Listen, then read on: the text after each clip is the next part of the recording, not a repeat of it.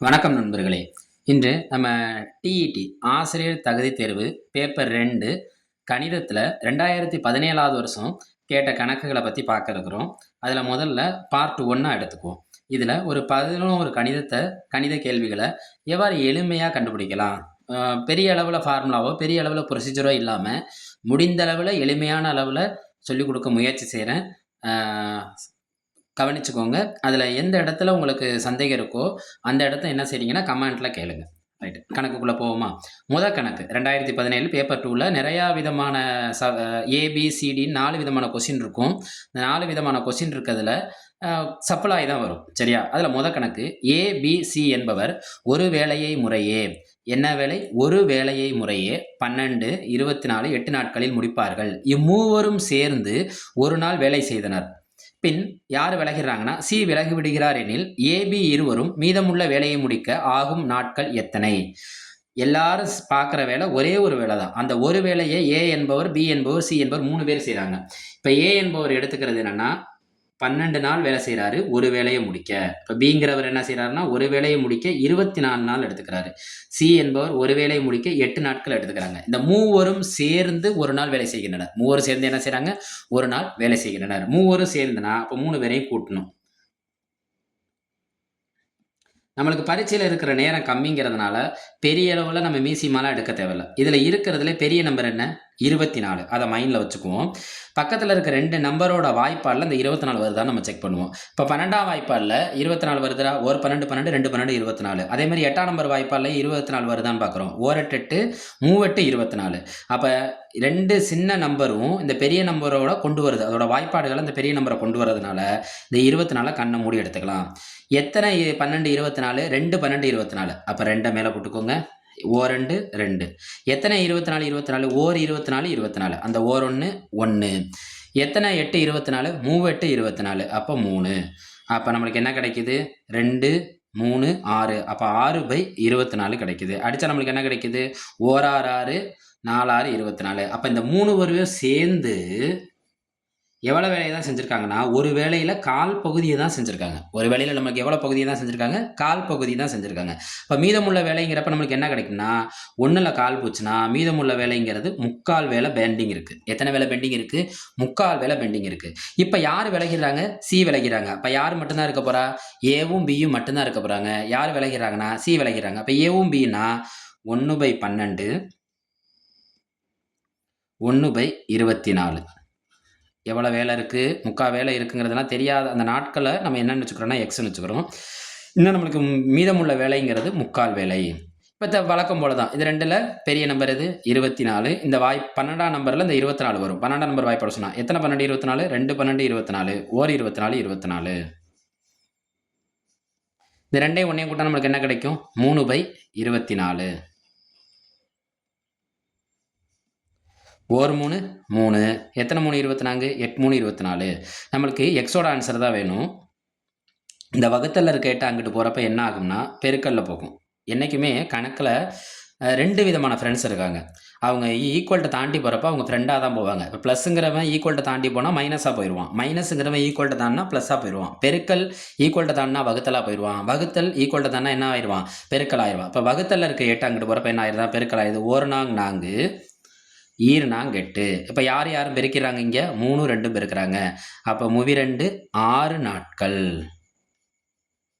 6 நாட்கள். ரைட், நன்றி. அடுத்து நம்ம என்ன பார்க்க போகிறோம்? 1600 ஆனது 5% ஆண்டு கூட்டு வட்டி வீதம் கொண்டு எத்தனை ஆண்டுகளில் 1852 ரூபா 20 பைசா ஆகும்? இந்த பைசாவை கண்டு பயப்பட வேணாம். என்னைக்கு கேள்வி கடினமாக தெரியுதோ அந்த மாதிரி கேள்விக்கான விடை ரொம்ப எளிமையாக இருக்கும். அந்த மாதிரி கேள்விக்கான விடை எப்படி இருக்குன்னா ரொம்ப எளிமையாக இருக்கும். இப்போ இதுக்கு நம்மளுக்கு என்ன தேவைன்னா எத்தனை ஆண்டுகளில்னு கேட்டு இவ்வளோ ரூபாய் கிடைக்குங்கிறான். அப்போ 1600 என்னவா மாறி இருக்கு? 1852 ரூபா 20 பைசாவாக மாறி இருக்கு. அப்போ வட்டியெல்லாம் போட்டு கொடுத்துட்டாங்க. அப்போ அமௌண்ட்டுன்னு அர்த்தம். அது பேர் தமிழில் என்ன சொல்லுவாங்கன்னா கூடுதல். அமௌண்ட்டு கொடுத்துட்டாங்க. அப்போ அமௌண்ட்டுக்கு என்ன formula? P × 1 + R/100 power n. இங்கே பிங்கிறது என்ன? அசல். ஏங்கிறது என்னென்னா அமௌண்ட் எவ்வளோ கொடுத்துருக்காங்க? 1852 ரூபா 20 பைசா கொடுத்துட்டாங்க. 1 + ஆறுங்கிறது எத்தனை percentage rate of interest? 5%. Power n.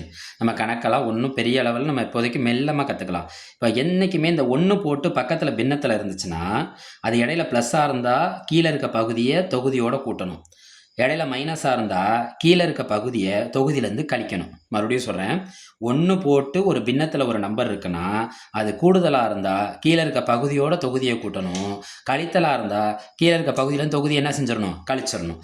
சரி, இது ரெண்டு என்ன பண்ணிட்டு இருக்கு? பெருக்கிட்டு இருக்கு. அவன் இங்கே வரப்போ என்ன ஆவான்னா வகுத்தல் ஆவான்.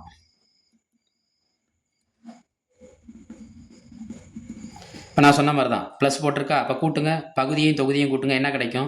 105 பை என்ன கிடைக்கும்? 100. நீங்கள் இப்படி எடுத்து பார்த்தாலும் அதான் கிடைக்கும், பவர் n. இந்த 105 இந்த 100ஐயும் அடிக்கிறேன், நான் 5ஆம் வாய்ப்பால் அடிக்கிறேன். 2 5 10 ஒரு 0, 2 5 10 1 5 5. இந்த 21/20 அந்த கணக்கே மாற்ற இருக்குது எளிமையாக. இப்போ இங்கே என்ன இருக்குன்னா நம்மளுக்கு புள்ளி வச்சிருக்கு, புள்ளி வச்சிருந்து கீழே புள்ளி இல்லாமல் இருந்துச்சுன்னா நம்ம ஒன்றும் கவலைப்பட வேணாம், மேலே உள்ளதை புள்ளி இல்லாமல் எழுதுகிறோம். மேலே உள்ளவனை புள்ளி இல்லாமல் எழுதுறதுக்கு கீழே இருக்கிறவனுக்கு லஞ்சம் கொடுக்குறோம். மேலே எத்தனை பேரை புள்ளி இல்லாமல் உள்ளே கொண்டு வந்தோம்? 2 பேரை கொண்டு வந்தோம். அப்போ 2 0 சேர்த்துக்கிறோம். இப்போ என்ன செய்கிறோம்? இந்த 0க்கு இந்த 0 என்ன செய்கிறோம்? கேன்சல் பண்ணுறோம். இப்போ இதை 2ஆம் வாய்ப்பால் அடிக்கிறோம். 8 2 16 0 0 0, 9 2 18, 2 2 4, பாக்கி 1, 6 2 12, பாக்கி இங்கே 2 மட்டும்தான் இருக்குது, 1 2 2, 9261, 8000, 21/20 பவர் n. நம்ம என்ன தேவைன்னா எத்தனை ஆண்டுகள் தான் கேட்டிருக்கான். என்ன கேட்டிருக்கான்? எத்தனை ஆண்டுகள். இந்த ஆண்டுகளை மட்டும் நம்ம கண்டுபிடிச்சா போதும். அப்போ இந்த ஆண்டுகளை கண்டுபிடிக்கிறதுக்கு நம்ம பெரிய அளவில் கணக்கெல்லாம் போட தேவையில்லை. இங்கே இருக்க 2, இங்கே இருக்க 8. இதே மாதிரி 21/20 இங்கே கொண்டு வந்துட்டோம்னா அந்த 21/20 ரெண்டுமே கேன்சல் ஆகி இந்த அடுக்கில் இருக்கிறதா விடையாக மாறப்போகுது. அப்போ நம்ம என்ன செய்கிறோன்னா இந்த 21க்கு 9261 எத்தனை தடவை வரும்னு கண்டுபிடிக்க முடியாது. நம்ம ஆனால் இந்த 2க்கு இந்த 8 கண்டுபிடிச்சிடலாம். எத்தனை 2 8? ஒரே 2 தான் பெருக்கணும், ஒரே நம்பராக தான் பெருக்கணும், ஆனால் நம்மளுக்கு 8 வரணும். 2 2 4, 4 2 8. அப்போ எத்தனை 2 பெருக்குனா 8 கிடைக்குதுன்னா 3 2 பெருக்குனா 8 கிடைக்குது. இப்போ 3 2 பெருக்குனா 8 கிடைக்குது. எத்தனை 0 இருக்குது? 3 0 இருக்குது. நான் ஒரு 0 சேர்த்துக்கிறேன். ஏன்னா இங்கே நம்மளுக்கு என்ன இருக்குது? ஆல்ரெடி 20 இருக்குது. அப்போ நீங்கள் கேட்கலாம், இப்போ இதை கண்டுபிடிச்சிட்டிங்க, இப்போ மேலே உள்ளதை கண்டுபிடிக்கணுமே. மேலே உள்ளதை கண்டே பிடிக்க வேணாம். கீழே இருக்க 20 இங்கே இருக்கா, கண்டிப்பாக மேலே இருக்க 21 தான் இங்கேயும் வருவோம். நம்ம 20 வச்சு நம்ம கண்டுபிடிச்சோம்ல, எத்தனை 2 சேர்ந்தா 8 கிடச்சிது நம்மளுக்கு? 3 2 சேர்ந்தா 8 கிடச்சிது. அப்போ அடுக்கில் 3 போடுங்க. இப்போ என்ன ஆகுதுன்னா இந்த 21/20 இந்த 21/20 என்ன ஆயிடுது? கேன்சல் ஆயிடுது. என்னங்கிறதுக்கு நேராக யார் இருக்கான்னா 3. அப்போ விடை என்ன? 3 ஆண்டுகள். விடை என்ன? 3 ஆண்டுகள். மறுபடியும் சொல்கிறேன், இந்த 8 மட்டும் கண்டுபிடிச்சா போதும். எத்தனை 2 8? ஒரே 2ஆக தான் பெருக்கணும். 4 2 8ன்னு சொல்லிடக்கூடாது. 2 2 2, 3 2 பெருக்கினா தான் நம்மளுக்கு என்ன கிடைக்குது? 3 ஒரே மாதிரியான நம்பர் பெருக்கினா 8 கிடைக்குது. அந்த 3 அடுக்கை மட்டும் கீழே கண்டுபிடிச்சோம்னா மேலே 21ஐயும் என்ன செஞ்சிடலாம்? 3 அடுக்காக மாற்றிடலாம். இப்போ பின்ன 2 கேன்சல் ஆயிடுது, அடுக்கு 2 சமப்படுத்தப்படுகிறது. அடுத்து 3வது கேள்வி, கீழ்கண்ட கோவைகளில் எது முழு வர்க்கம் அல்ல? எது முழு வர்க்கம் அல்ல? நம்ம நடிகர் விவேக் நம்ம கேள்விப்பட்டிருக்கோம், சின்ன கலவாணர் விவேக் நம்ம சொல்லுவோம். அவர் அடிக்கடி சொல்கிற வார்த்தை என்னன்னா a + b whole square equal to a² + 2ab + b² இப்படி ஒரு வார்த்தை சொல்லுவார். இந்த படத்துலலாம் சொல்லுவாங்க. πr² அதுன்னு எக்ஸ்ட்ரா சொல்லுவார். அது நம்ம கலவுக்கியலுக்கும் நகைச்சுவைக்காண்டி சொல்லுவார். ஆனால் ஒரு சில படத்தை தெளிவாகவே சொல்லியிருப்பார், a + b whole square equal to a² + 2ab + b². அந்த வடிவத்தில் இவங்க எல்லாரையும் செக் பண்ணோம்னா எவன் பொருத்தம் இல்லாமல் இருக்காங்களோ அவங்க தான் யார்? முழு வர்க்கம் அல்ல. ஏன்னா அவன் கேள்வியில் என்ன கேட்டிருக்கான்னா முழு வர்க்கம் கேட்கல, முழு வர்க்கம் அல்ல. இப்போ நான் என்ன செய்கிறேன்னா இந்த 9x² + 6x + 1 அவன் கொடுத்த கேள்வி எடுத்துக்கிட்டேன். ஒன்றுமே கிடையாது, இந்த a² b² மட்டும் கண்டுபிடிப்போம். அது எப்படின்னா 9ங்கிறது யாரோட ஸ்கொயர்? 3ஓட ஸ்கொயர். 1ங்கிறது யாரோட ஸ்கொயர்? 1ஓட ஸ்கொயர். இந்த இடத்துல நடுவில் இருக்கான்ல, இது வந்தாலே விடை கரெக்ட். இவன் வரலைன்னா அது என்ன அல்ல? முழு வர்க்கம் அல்ல. அப்போ நம்ம என்ன செய்யணும் சார்? ஒன்றுமே கிடையாது, 2ஐயும் பெருக்கணும், 2ஆல் பெருக்கணும். என்ன மறுபடியும் சொல்கிறேன், 2ஐயும் பெருக்கணும். யாரால் பெருக்கணும்? 2ஆல் பெருக்கணும். இது 2ஐயும் பெருக்குங்க. 1 3 3. அதை யாரால் பெருக்க சொன்னேன்? 2ஆல் பெருக்கணும். 2 3 6. இந்த 6 இங்கே வந்துட்டானான்னு பாருங்க. அப்போ வந்துட்டானா இவன் முழு வர்க்கம். இப்போ அடுத்த கணக்கு எடுத்துக்கோங்க. 9x² + 24xy + 16y². திரும்ப என்ன செய்யணும், இவனோட ஸ்கொயர் என்ன 3, 16ஓட ஸ்கொயர் என்ன 4, ஸ்கொயர் மீன் ஸ்கொயர் ரூட்டு. என்ன சொன்னேன் நான் இப்போ, ரெண்டையும் பெருக்கணும், ரெண்டையும் பெருக்குங்க, 3 12, ரெண்டையும் பெருக்கணும், எதால் பெருக்கணும், 2ஆல் பெருக்கணும், 2 12 24. அப்போ இந்த 24 இங்கே இருக்கானா, அப்போ இவனும் முழு ஸ்கொயர் தான், முழு வர்க்கம் தான்.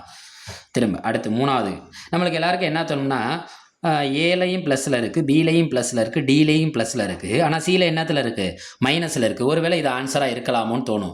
ஆனால் ஏ ப்ளஸ் பி ஹோல் ஸ்கொயருங்கிற ஃபார்முலா மாதிரியே ஏ மைனஸ் பி ஹோல் ஸ்கொயருங்கிற ஒரு ஃபார்முலாவும் இருக்குது, மறந்துட வேணாம். நம்மளுக்கு தெரிஞ்சபடி என்ன ப்ரொசீஜரோ அதை மட்டும் செக் பண்ணுவோம்.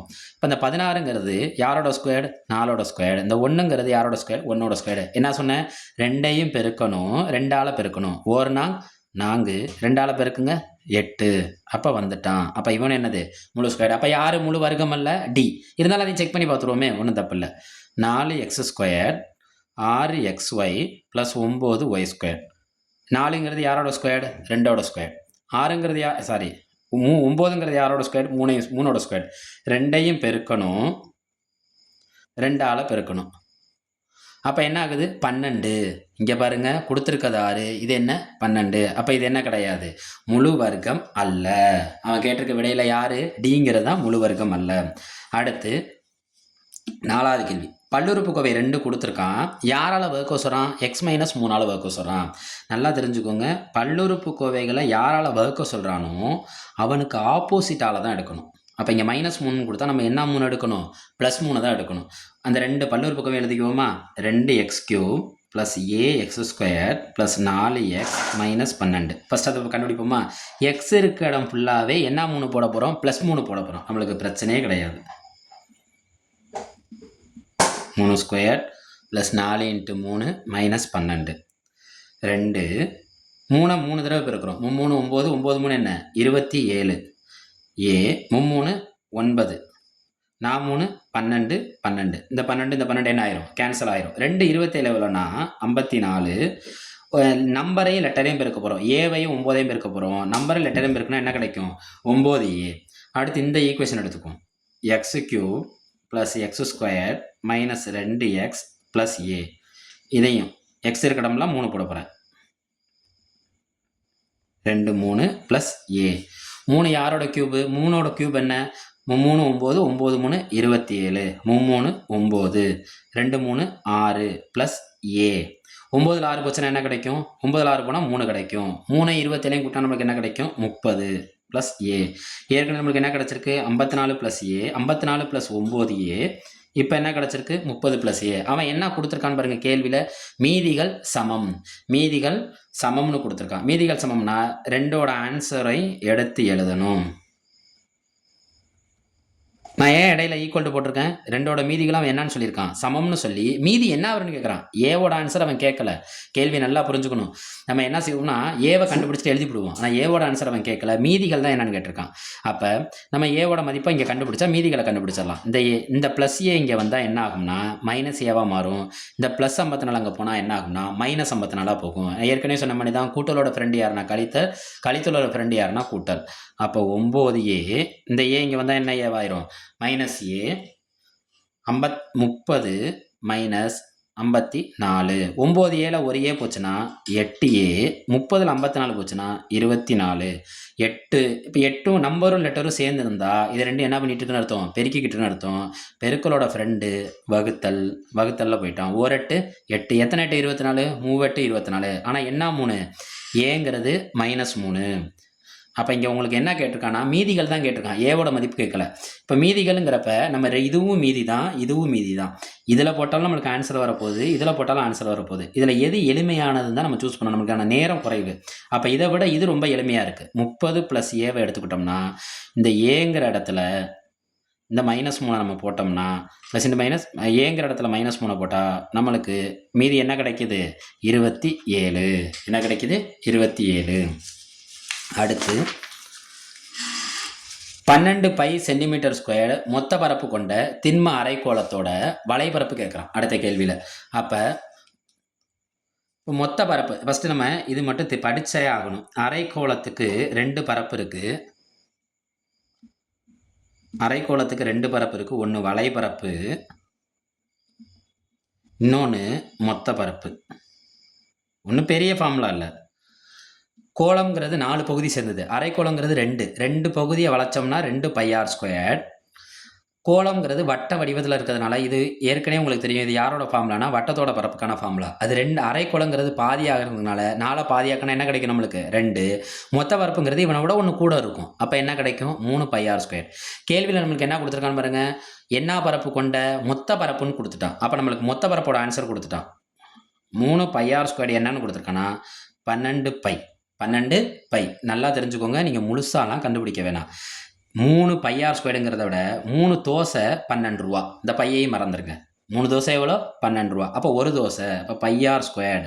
இப்போ 12 π பெருக்களோட ஃப்ரெண்டு யார் வகுத்தல். அடித்தா நம்மளுக்கு என்ன கிடைக்குது 4. அப்போ πr² ஈக்குவல் நம்மளுக்கு என்ன பையன்னு கிடைக்குது 4 π. ஒரு தோசை கண்டுபிடிச்சிட்டோமா. இப்போ கேள்வியில் என்ன கேட்டிருக்கான் வளைபரப்பு.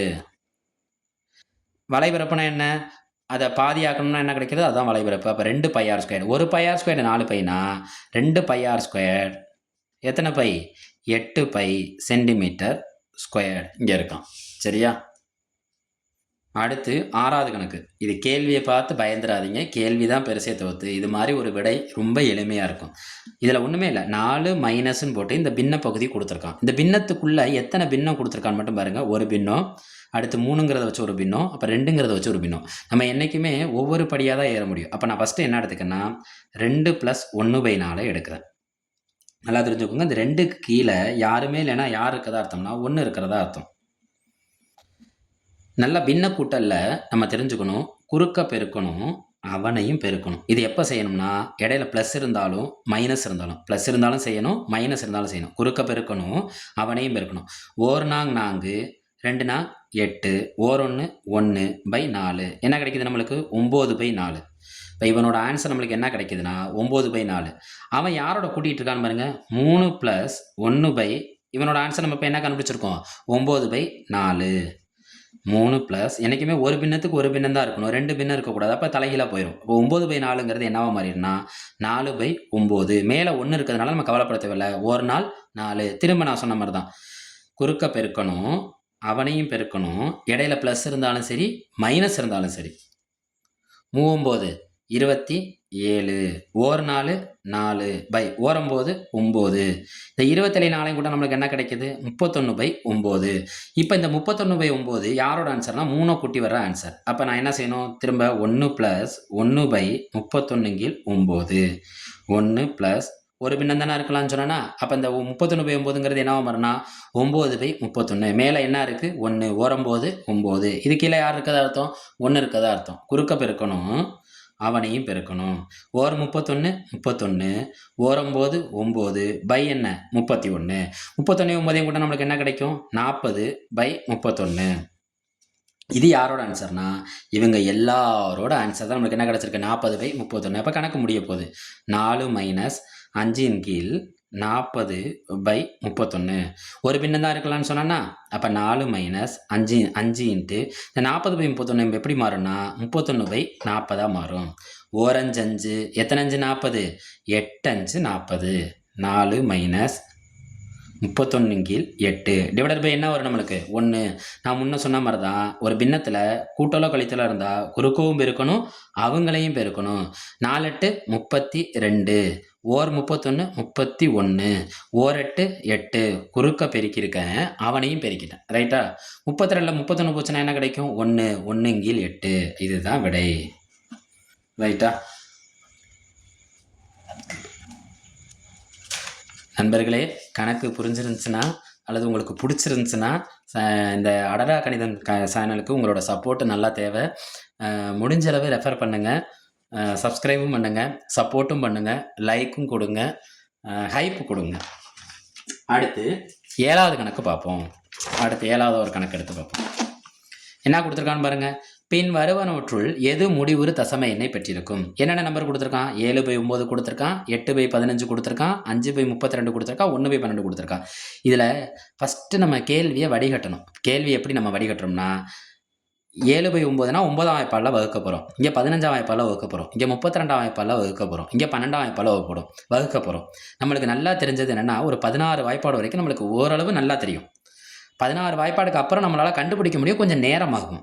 இங்கே நம்ம 32/5 நம்ம செக் 5/32 நம்ம செக் பண்ணவே வேணாம். இந்த 3 பேரை ஃபஸ்ட்டு செக் பண்ணுவோம். அவங்களில் விடை கிடச்சிருச்சு அப்படின்னா விட்டுருவோம். ஏன்னா அவன் என்ன கேட்குறான்னா முடிவுறு தசம எண்ணை பெற்றிருக்கணும். அது என்ன முடிவுறுங்கிற வார்த்தை என்னன்னா வகுத்துக்கிட்டே இருக்கிறப்ப நின்றுணும், ஒரு இடத்துல நிப்பாட்டிடணும், அதான் முடிவுறு. அதை கண்டுபிடிப்போமா? ஃபஸ்ட்டு ஏவை எடுத்துக்குவோம். 7/9 7/9 இதை அடிக்கப்போமா? ஃபஸ்ட்டு இதை அடிபடாது, புள்ளி வச்சுக்கோங்க.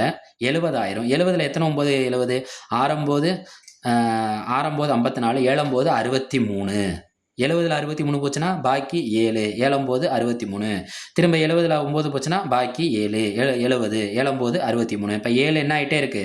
கண்டினியூஸாக போயிட்டே இருக்கு. அப்போ இது முடிவுறா. இது என்னது? முடிவுறா. அவன் கேட்டிருக்கிறது என்னது? முடிவுறு கேட்டிருக்கான். அப்போ இது கிடையாது. அடுத்து பி 8/15 அடிப்போமா? 0 வச்சுக்கோமா? 80,000மா?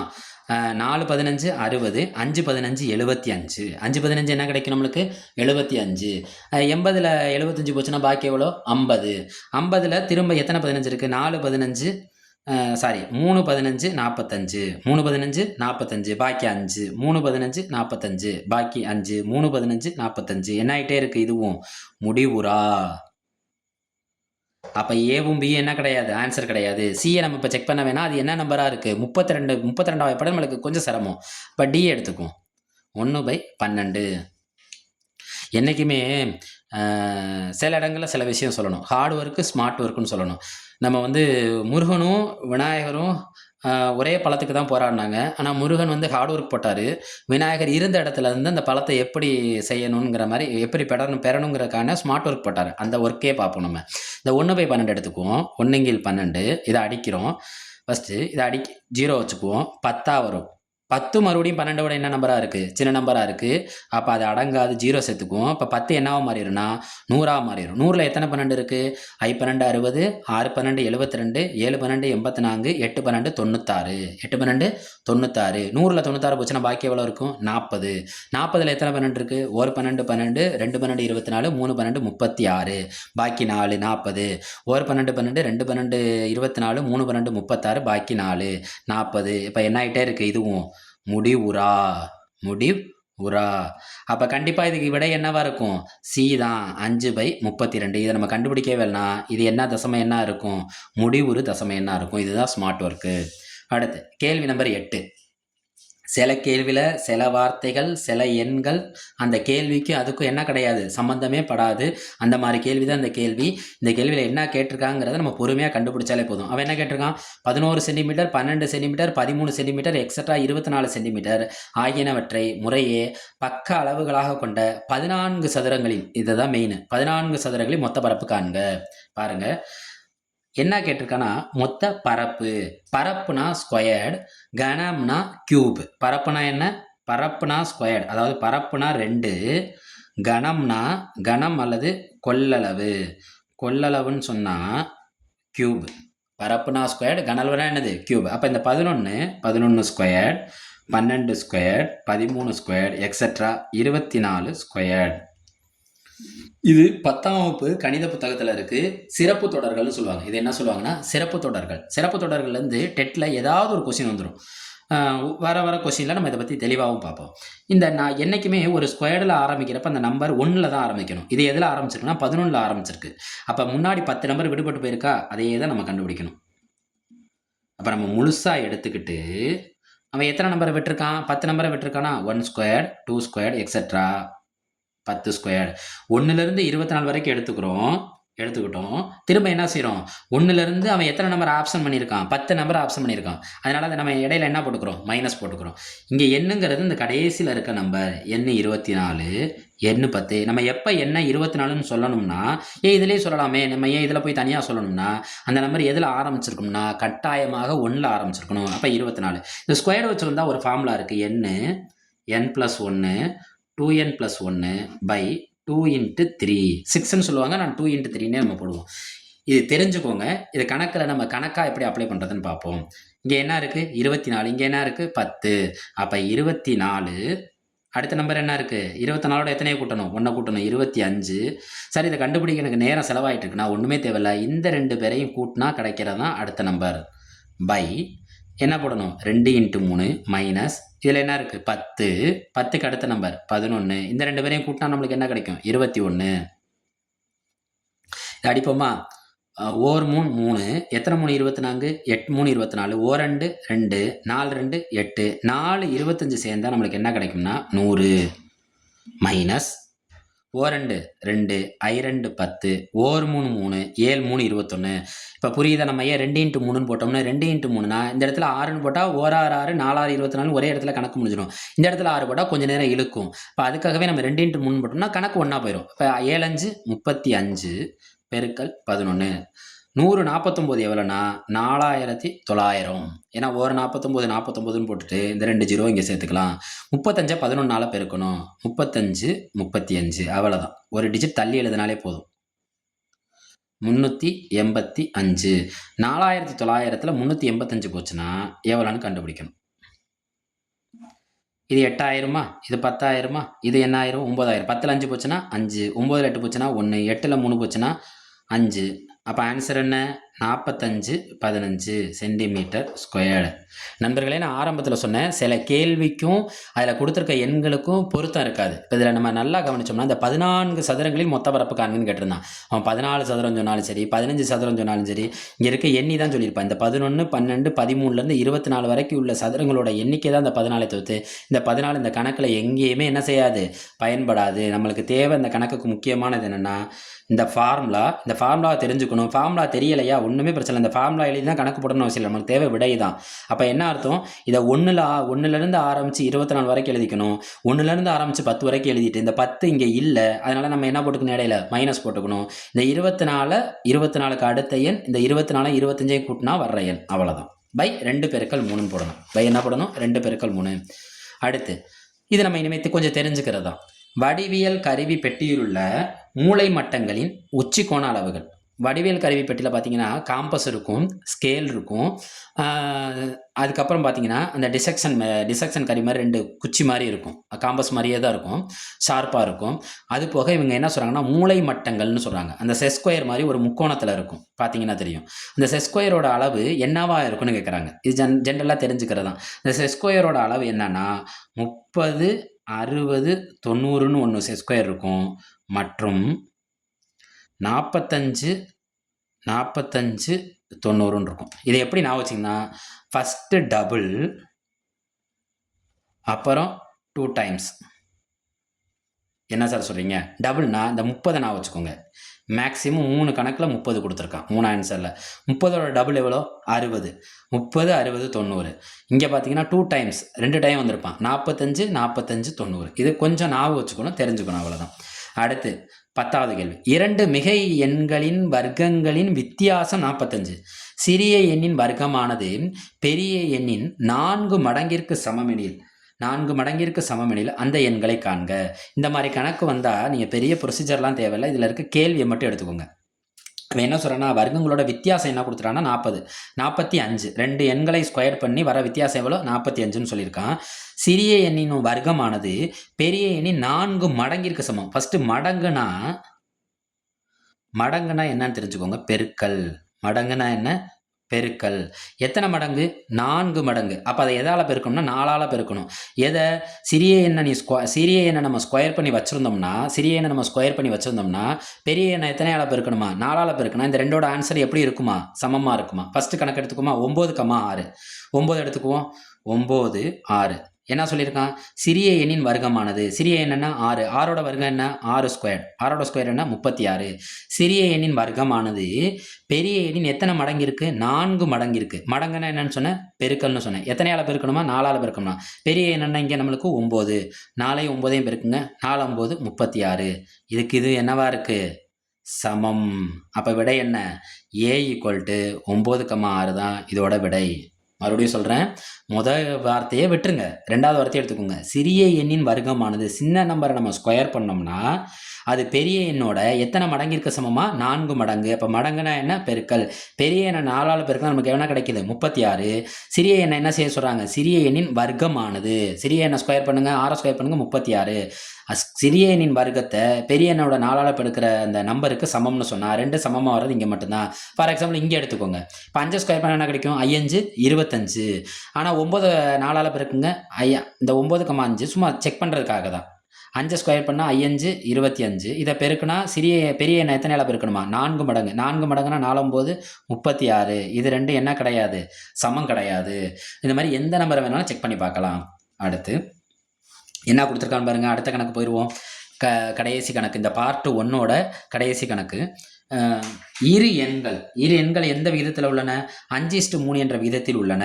அவற்றின் வித்தியாசம் எவ்வளோ? 18 எனில் அந்த எண்களை காண்க. நான் முதல் சொன்ன மாதிரி தான், 2 கேள்வியில் இருந்துச்சுன்னா ஏதாவது ஒன்று எடுத்துக்கோங்க. ஃபர்ஸ்ட் இதை எடுத்துக்கோங்க. 5:3. 5:3 என்ன அர்த்தம்? இது 3 மடங்குனா இது எத்தனை மடங்கு இருக்குமா? 5 மடங்கு இருக்குமா? இது 3 மடங்குனா இது எத்தனை மடங்கு இருக்குமா? 5 மடங்கு இருக்குமா? கண்டுபிடிப்போமா? இப்போ இது 3 மடங்குனா என்னன்னு சொன்னேன்? பெருக்கல். பெருக்கலோட ஃப்ரெண்டு யாரு? வகுத்தல். அப்போ இதோட 3 மடங்கு என்ன? 36 3ஆல் வகுத்தோம்னா அவன் யாருன்னு கிடைச்சலாம்? 1 12 1 3 3 2 3 6. இப்போ நம்மளுக்கு என்ன கிடைக்குது? இதோட 1 மடங்கு என்னன்னா 12. இதோட எத்தனை மடங்கு இருக்கணுமா? 5 மடங்கு. 12 என்ன கிடைக்கணும் நம்மளுக்கு? 60. அப்போ 12,60னா இங்கே இல்லை. அப்போ இது 54 36 கிடையாது. அப்படியே ஒவ்வொரு நம்பராக எடுத்துகிட்டு வரப்ப இந்த நம்பர் எடுத்துக்குவோம். 45 27. 45 27 எடுத்துக்குவோம். இதோட 3 மடங்கு இதோட 5 மடங்கு சமமாக இருக்கான்னு பார்ப்போமா? இதோட 3 மடங்குனா 27ங்கிறது யாரை 3ஆல் பெருக்கினா கிடைக்கும்னா 39 27. 39 27. 45ங்கிறது அதே 9ஆல் பெருக்குங்க. எத்தனால பெருக்கணுமா? 5. 59 45. அப்போ இது பொருத்தமாக இருக்குது. இதை எடுத்துக்குவோம். ஒரு எக்ஸாம்பிள். 38 20. 20க்கு 3 மடங்கு கிடையவே கிடையாது. எந்த நம்பர் எடுத்து நம்ம 3ஆல் பெருக்கினா நமக்கு என்ன கிடைக்காது? 20 கிடைக்காது. அதே மாதிரி இந்த டியை எடுத்துக்கோங்க. D option 50, 32. 32 எந்த நம்பரால் பெருக்கினா என்ன கிடைக்காது? 32 எந்த ஒரு நம்பரை எடுத்து 3 தடவை பெருக்கினா நமக்கு என்ன கிடைக்காது? 32 கிடைக்காது. அப்போ நம்மளோட ஆப்ஷன் என்ன? 45 27. இதோட 3 மடங்கு இதோட 5 மடங்குக்கு எப்படி இருக்கான்? சமமாக இருக்கான். 39 27. அதே 9ஆல் நீ 5 தடவை பெருக்குனா 59 என்ன கிடைக்குது நம்மளுக்கு? 45. நண்பர்களே, நன்றி, வணக்கம். அடுத்து பார்ட் 2ல் இதே டிஇடி கணிதத்தில் இருக்க பேலன்ஸ் இருக்க கணிதத்தில் மொத்தம் ஒவ்வொரு டிஇடி பேப்பர் 2ல் வந்து கணிதத்தில் 30 கேள்வி கேட்பாங்க. அறிவியலில் 30 கேள்வி கேட்பாங்க. இந்த 30 கணக்கில் இப்போ 11 கணக்குக்கு விளக்கம் கொடுத்துட்டேன். பாக்கி இருக்க கணக்குகளுக்கு எளிய முறையில் ஷார்ட்கட்டில் விளக்கம் கொடுக்க முயற்சி செய்கிறேன். நன்றி, வணக்கம்.